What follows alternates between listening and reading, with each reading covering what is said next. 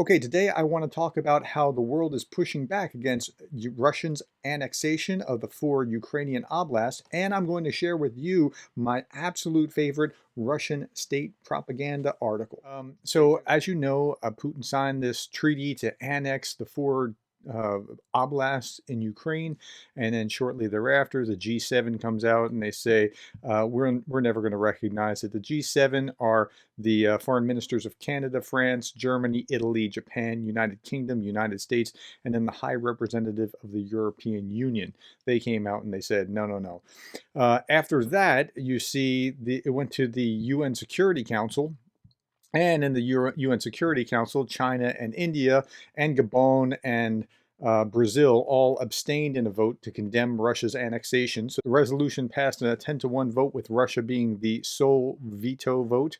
And so it doesn't go anywhere because any one member can veto it. China, India, and Brazil. Now, that's four of the BRICS. That's what's going on. But they're a minority. Look at the rest of the world. You had the G7. You also had 9 Eastern European NATO countries that condemned Russia's annexation as well. And this was even more interesting because of who they were. See, these countries, here's the actual joint statement, the presidents of Central and Eastern European countries.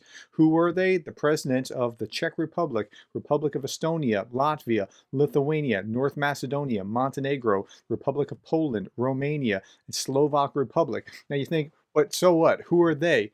Okay, here's who they are. Let me show you on the map. These are all former Warsaw Pact countries. North Macedonia and Montenegro were part of Yugoslavia.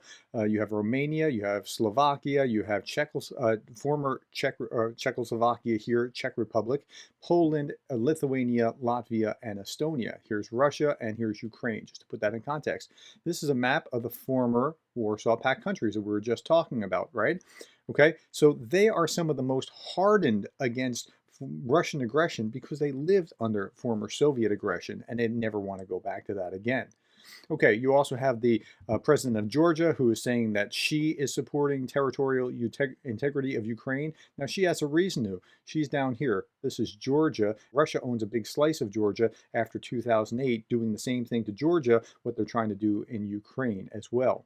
So she's also against it. The U.S. also added sanctions to members of the Duma and the High Court.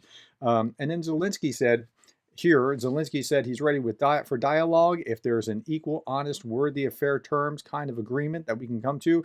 But it's impossible with this Russian president. We are ready for dialogue with Russia, but with another Russian president. Now, let me move along.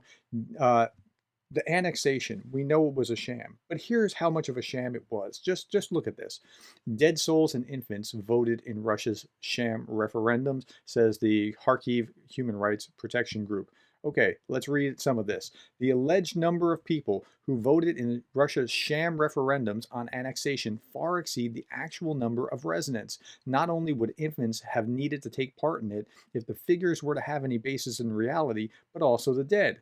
Local collaborators clearly wanted to please, and they aimed for near 100% of the support for people. So they were trying to please their superiors back in Moscow, and they're stuffing the boxes to. It was claimed that over 1.6 million people had voted to join Russia with a frequency of 94%, even though back in October 2012, when the entire Luhansk Oblast voted in parliamentary elections, there were just over 1.8 million registered voters. So you have a margin of about 200,000 that didn't vote, right?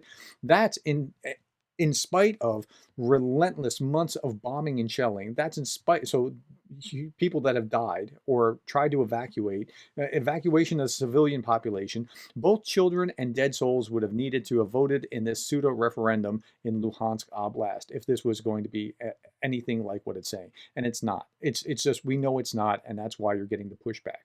Okay, I want to show you this this article from this is David Petraeus talking. Putin faces, quote, irreversible reality in Ukraine invasion despite latest moves, as it says Petraeus. Now, who's Petraeus?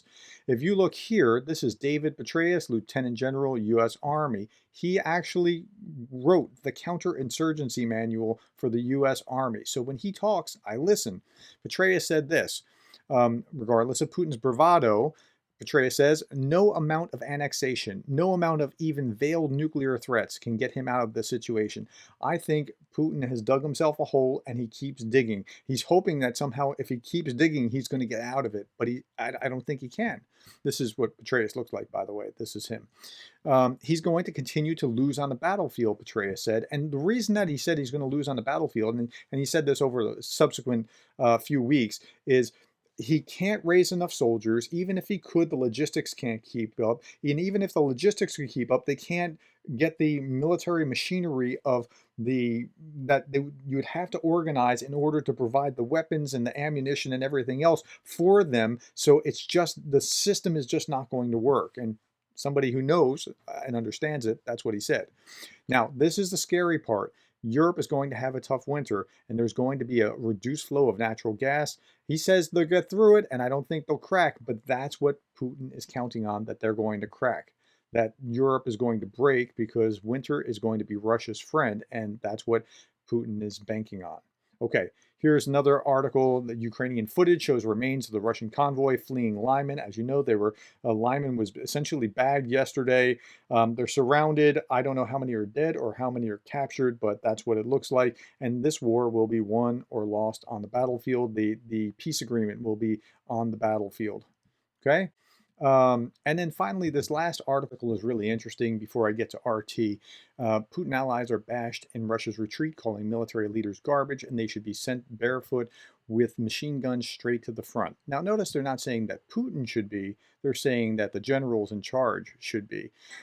This is Ramzan Kadyrov. He's a leader of Chechnya and an ally of Putin's. And remember, in 1991, Putin put Chechnya under their boot and destroyed Chechnya. And now the Chechnyans are some of the greatest lapdogs of Russia. But the Russian military leadership has, quote, covered for an incompetent general that should be sent to the front to wash off his shame with blood, says Ramzan Kadyrov from Chechnya. An oligarch, Yurgvay Prizolkin, said, send all these pieces of garbage barefoot with machine guns straight to the front. Now, again, they're not saying that Putin's the problem. Putin's always fine. He comes out clean. Nobody wants to attack him. Everybody knows he's the issue, but they're not saying anything about him. It's like covering for your crazy uncle at Christmas dinner. Like, everybody knows he's a little off, but nobody's wanting to say anything. That's what's going on there. Okay, now it's time to turn our attention to fun with Russian state media. And this is absolutely my favorite article ever from Russian state media. Here we go. Some men volunteer to fight in Ukraine to avoid wives, says a Russian mayor. Okay, here we go.